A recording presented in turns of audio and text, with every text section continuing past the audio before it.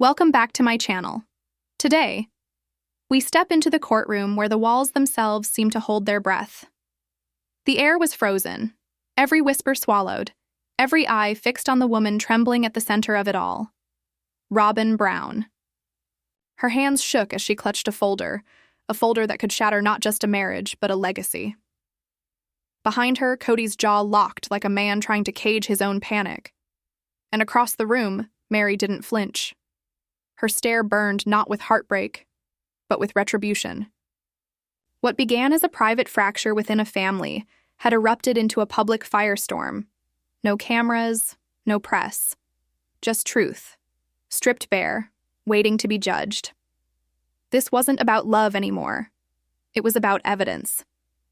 And what unfolded behind those courtroom doors was the story TLC never wanted you to hear. Decades of secrets. Testimonies that left even the judge speechless. A family so divided it made everyone question whether the SisterWives ever truly knew one another at all. So buckle up, because this isn't just another courtroom drama. This is the trial that ended an empire. But when the final gavel falls, tell me, who's truly guilty? The courtroom wasn't glamorous. No chandeliers, no polished mahogany, just flickering fluorescent lights, worn leather seats, and a judge who'd seen too many families torn apart to pretend shock anymore. Even he couldn't help but glance, again and again, at the defendant's table. Kody Brown. His suit screamed confidence, but his body language betrayed collapse. Sweat gathered at his temple, his jaw, so tight it could shatter glass. To his right, Robin leaned in, whispering something only he could hear. To his left, nothing. No other wives, no support. Across the aisle sat Christine, steady but trembling, her fingertips tapping the oak table, a rhythm of nerves and conviction. Behind her, Janelle, head bowed, unreadable. And in the very back stood Mary, arms crossed, refusing to sit, refusing to acknowledge the chaos as anything more than expected. When the bailiff called the court to order, the silence felt like mourning. Judge Mahoney adjusted his glasses and began. Not like a judge, but like a man presiding over a funeral. Today's hearings concern allegations of emotional manipulation, financial fraud, and undue influence within a polygamous family structure. Let the record reflect, this is not a divorce proceeding. This is a civil case filed by Christine Brown against Kody Brown and Robin Brown. Gasps. A cough. And then, silence again. Christine didn't blink. Her gaze locked on Kody. Not in anger, but in exhaustion. The kind of weariness that comes from years of pretending everything's fine. Her lawyers, a silver-haired woman with a voice like steel, rose. Your Honor, we will demonstrate this was not simply a marriage in decline. It was a calculated campaign, one designed to isolate, deplete, and emotionally dismantle my client under the guise of faith and family. And it was done not just by Kody Brown, but with the full knowledge and encouragement of Robin Brown. The word gaslighting hit the room like a thunderclap. Janelle's eyes lifted. For the first time, recognition. Validation. Robin's hands twisted in her lap, her mask beginning to crumble. Then came the first bombshell, Christine's journal. Leather-bound, tabbed, highlighted, a decade of patterns and pain. Your Honor, the attorney said, these pages document deliberate manipulation, financial control, and statements designed to make my client question her own sanity. The judge allowed a few entries to be read aloud. Christine's voice was steady, heartbreak sharpened into truth. Kody told me that God whispers louder to Robin, that if I truly had faith, I wouldn't need reassurance. I asked if our daughters deserved the same love. He said I was making it about me again. Maybe I am, but maybe I have to. Because when a woman starts questioning her sanity, it's not doubt, it's damage. The courtroom froze. Even the stenographer stopped typing, and then, a twist. Robin's attorney stood. Your Honor, we have text messages from Christine to Janelle, proof she planned to leave years ago, perhaps seeking financial retaliation. Screens lit up. Private texts flickered in the darkened room. I can't do this anymore. I'm exhausted from pretending. Maybe if I walk away, they'll finally see the truth, or they'll blame me for breaking the illusion. Janelle shifted, guilt and fear mixing in her eyes, and for the first time, the entire courtroom understood. This wasn't just a trial. It was a reckoning, a decade of buried pain clawing its way into the light. The courtroom had long stopped breathing the moment Christine took the stand. She was being pulled into this storm now, whether she wanted to or not. But Christine did not retreat. She stood firm, her voice steady yet shaking with years of suppressed truth. "Yes," she began, "I thought about leaving, but that doesn't erase what happened. That proves I was trying to survive it." Across the room, Robin leaned toward her lawyer, pale as though she'd just seen her reflection crack. Kody's jaw tightened. His control, his lifelong armor, was beginning to fracture. Then came the moment no one saw coming. The judge leaned forward. "I want both parties to provide a psychological assessment by the end of this week. This case is not about events alone. It's about the effect of influence. If emotional coercion is in question, we require professional input." The words hit Kody like thunder. His confidence faltered. He wasn't prepared to be examined, not by the law, not by science, and not by truth. Robin reached for his hand, but he didn't hold back. Control hides best in gentle tones and soft words, but when exposed, it trembles. That was when Janelle stood, calm yet commanding. "Your Honor," she said quietly, "I know I'm not a direct party, but when the time is right, I'd like to speak. I lived it too." The judge nodded, acknowledging the weight of what had been said. Outside, reporters swarmed the courthouse steps.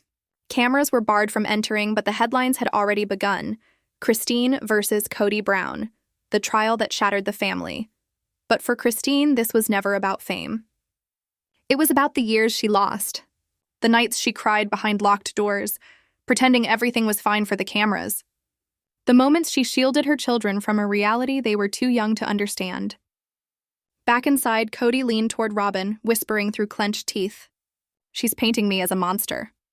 Robin said nothing, because maybe, deep down, a part of her wondered, what if Christine wasn't lying? What if all of them had seen it too, but chose to ignore it? The judge called for recess. But no one really moved. Eyes avoided meeting. Something irreversible had begun. A crack that no law, no doctrine, no apology could repair. Christine began to gather her papers. Janelle slipped into the chair beside her. They didn't speak. They didn't need to. Silence now was solidarity. But it was Mary, standing quietly at the back, who lingered long after the rest had gone. She stared at the judge's bench as if she knew her own day there would come. Christine may have started this reckoning, but what came next could expose more than anyone was ready to face.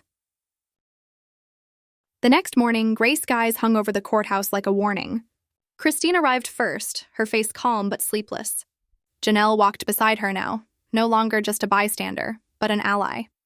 Minutes later, Kody entered with Robin, dressed in a dark green dress that couldn't disguise the tremor in her hands.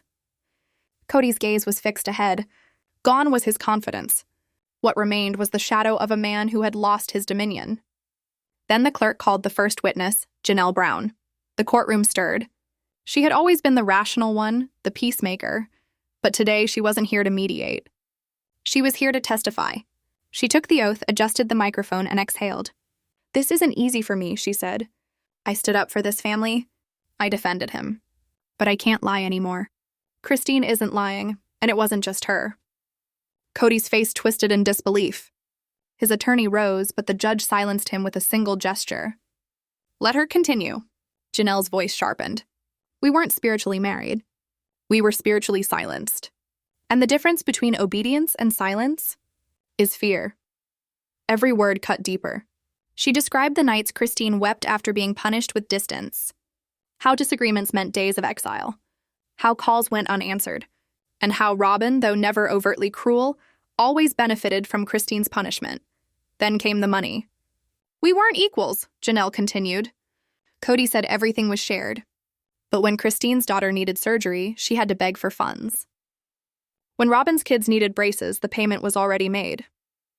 Christine's lawyer presented financial statements, withdrawals that mirrored the dates of the family's worst fights.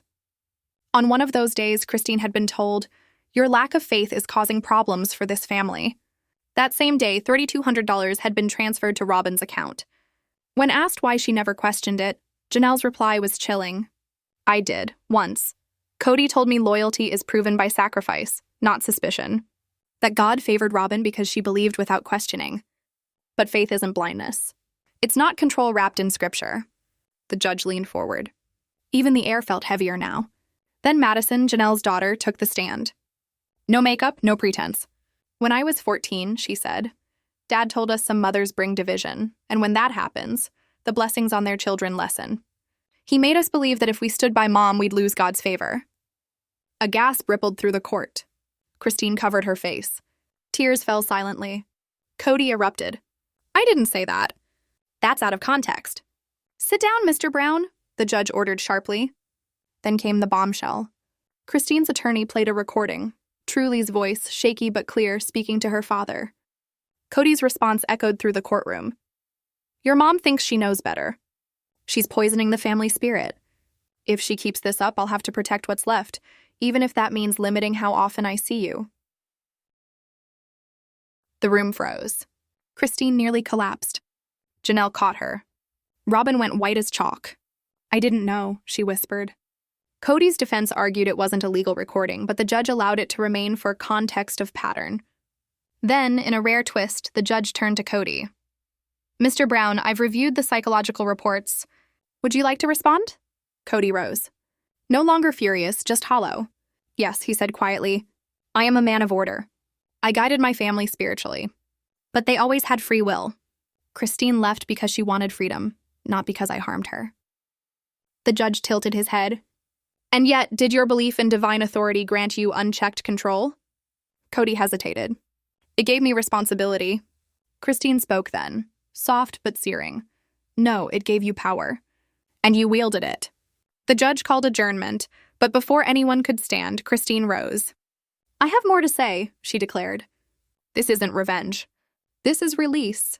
So our daughters never have to heal from what we hid. The courtroom fell silent, holy almost. The judge nodded slowly. Then we continue tomorrow. Outside, thunder rolled. The storm had finally arrived. Cameras flashed, but Christine didn't flinch. She didn't look at the lenses, the reporters, the lights. Her eyes were fixed on the small hands of her daughters, two of them there to support her, holding tightly to each other as if their grip could anchor her in the storm. And Robin, she didn't leave with Kody. She sat alone for several minutes after the courtroom had emptied, staring at the polished table, the place where she once believed she was the favorite. Now that belief felt like a cruel joke, a euphemism for being manipulated, used, and overlooked. Truth doesn't fracture families. Secrets do. The courtroom was colder that morning, not in temperature, but in air and aura. Something had shifted overnight.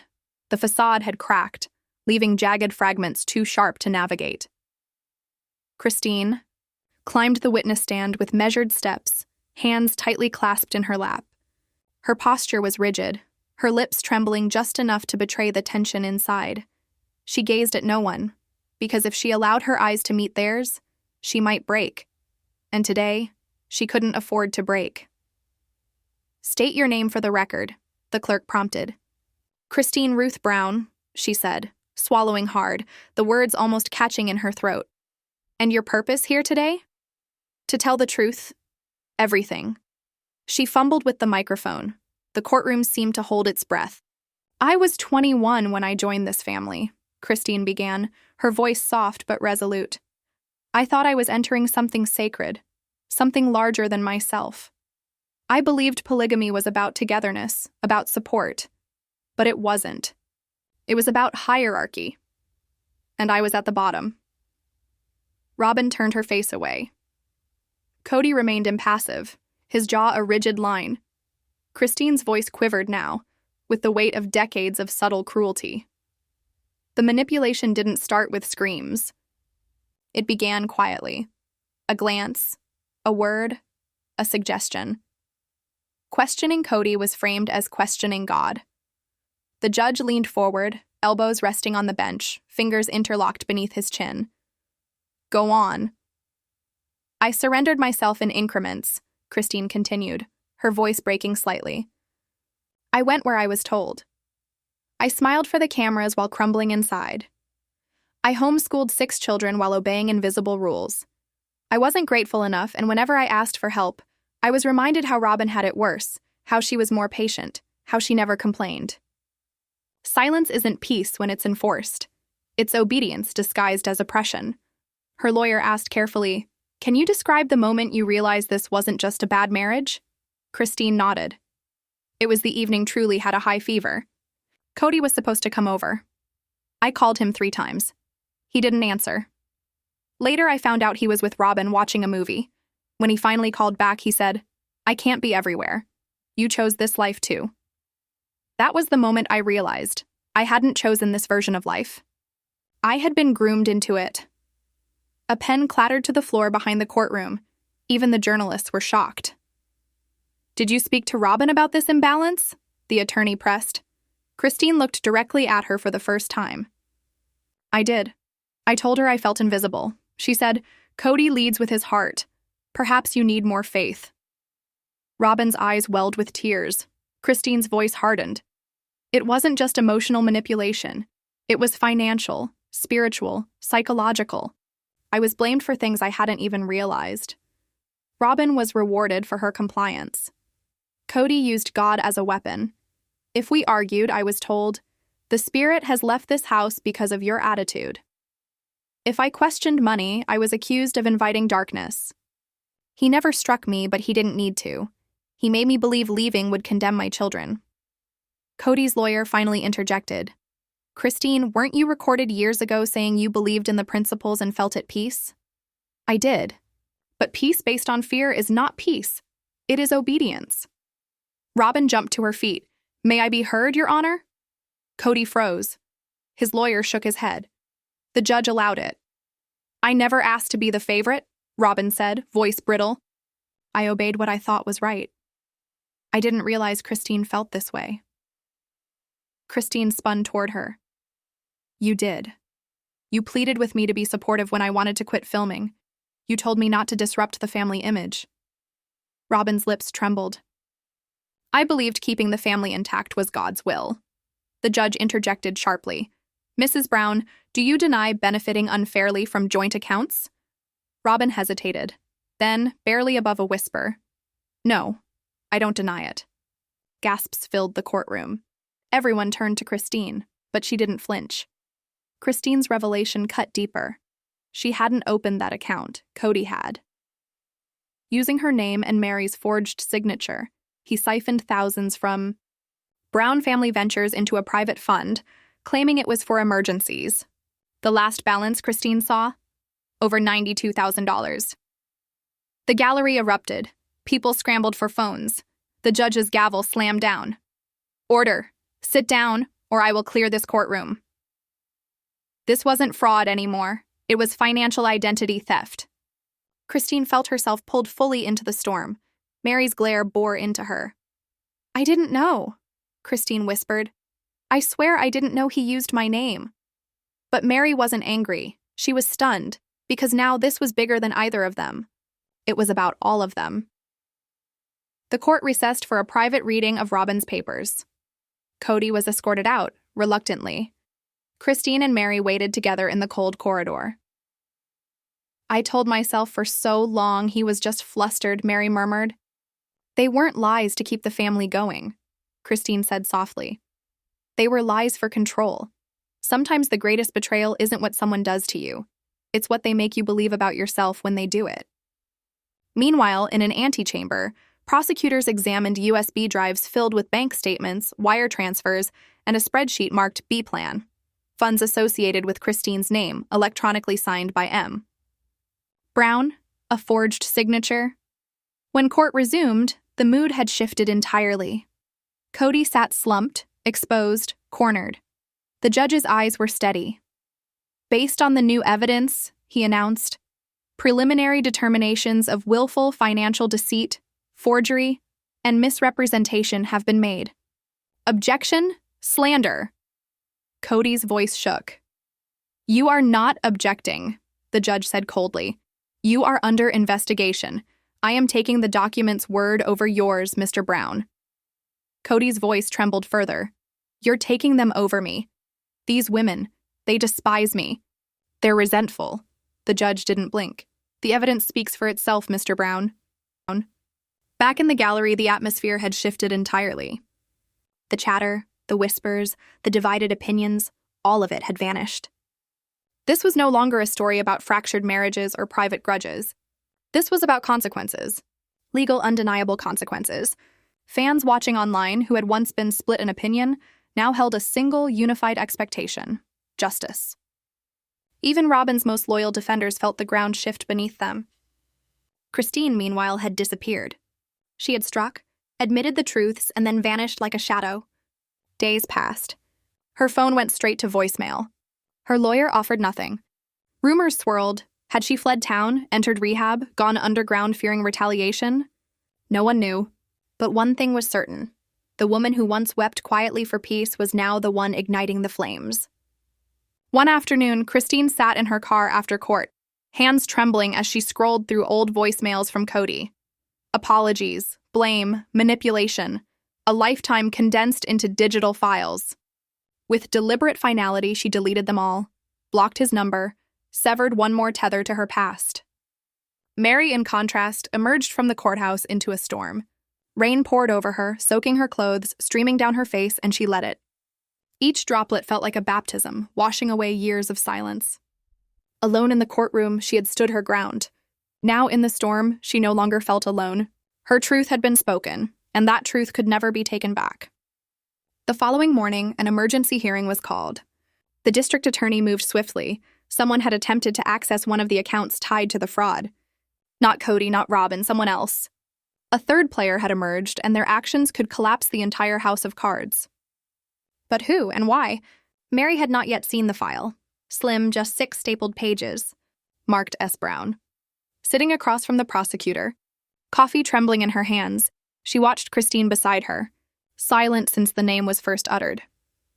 S. Brown. It wasn't Solomon, Kody, and Robin's young son. Not Savannah, not any of the known children. This S. Brown was listed as a beneficiary on a shell account. And there, on page 6, the kicker, a name written in flawless cursive.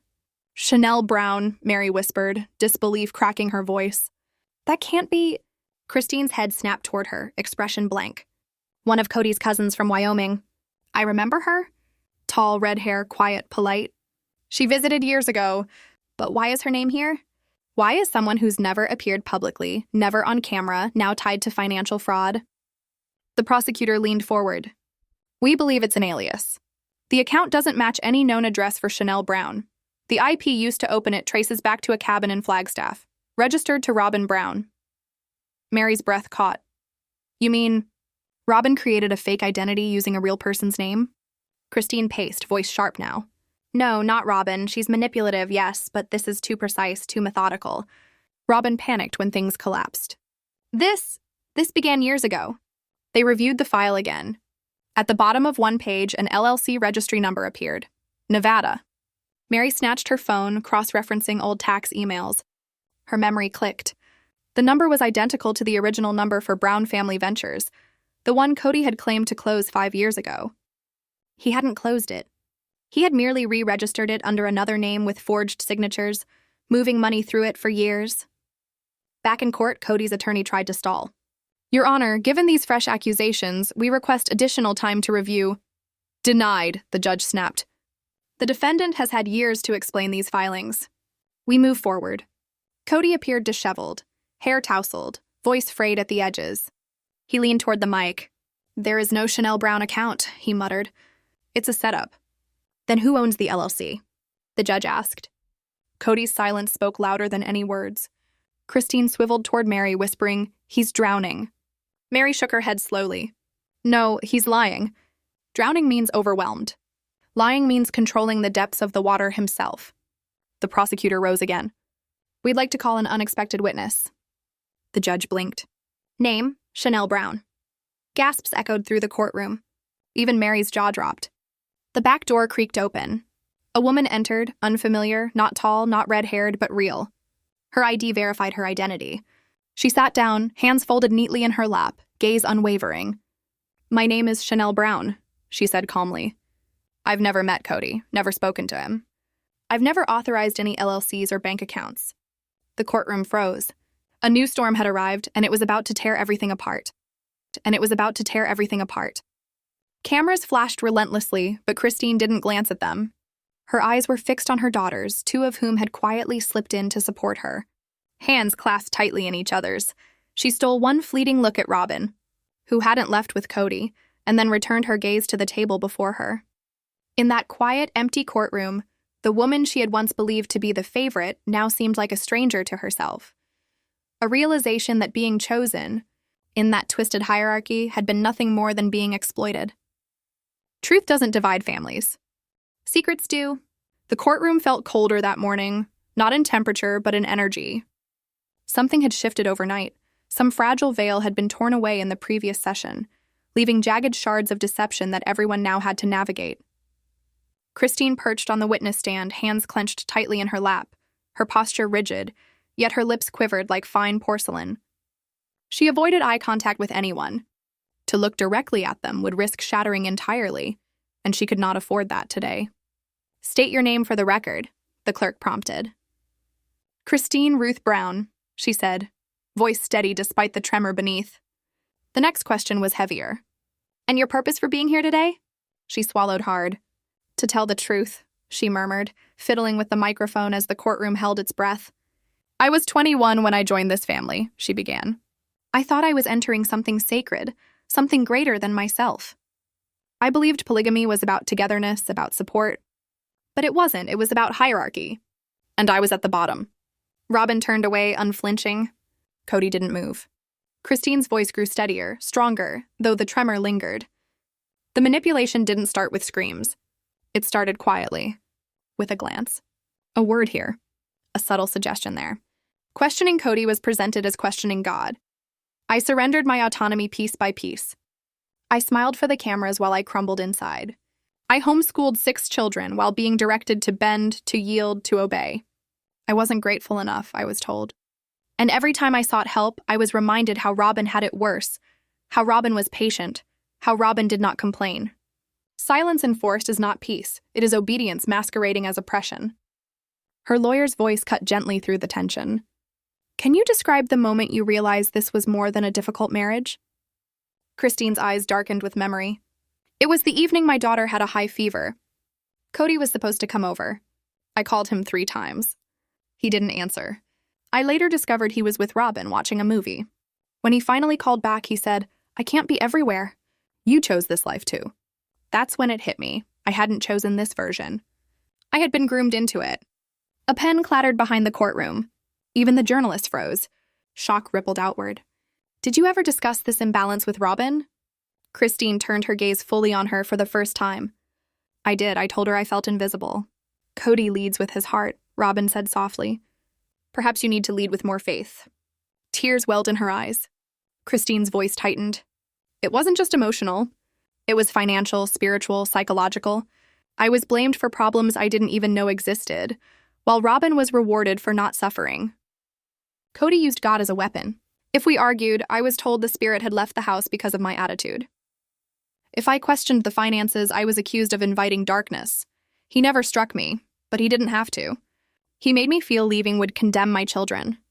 Her words fell like stones in the hushed courtroom. "Christine," Kody's lawyer interjected, "weren't you also recorded years ago saying you felt peace from these principles?" "Yes," she admitted. "But peace based on fear isn't peace, it's obedience." Robin rose abruptly. "May I be heard, Your Honor?" Kody's jaw tightened. His lawyer shook his head, but the judge permitted it. Robin's voice was soft, brittle. "I never asked to be the favorite. I just obeyed what I felt was right. I didn't realize Christine felt this way." Christine spun to face her. "You did. You pleaded with me to support filming when I wanted to quit. You said not to break the family image." Robin's lips quivered. "I believed keeping the family intact was God's will." The judge's voice cut through the tension. "Mrs. Brown, Robin, do you deny gaining unfairly from joint accounts?" Robin's answer was barely audible. "No, I don't deny it." The courtroom erupted in gasps.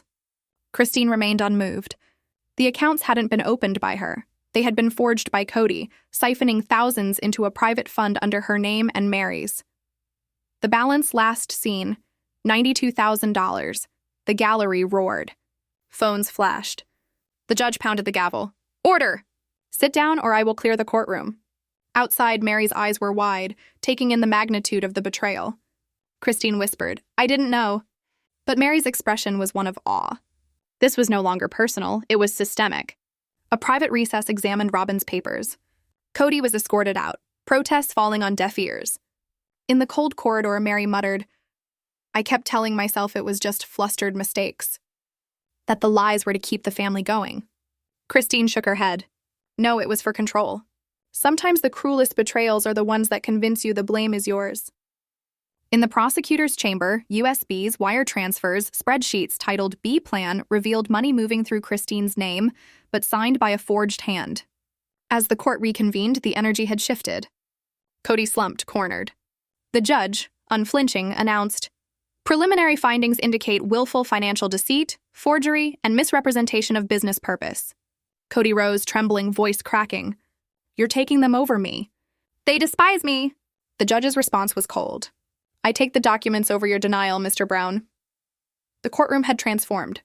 What began as a family dispute had escalated into exposure, accountability, and the slow dismantling of an empire built on silence, manipulation, and control.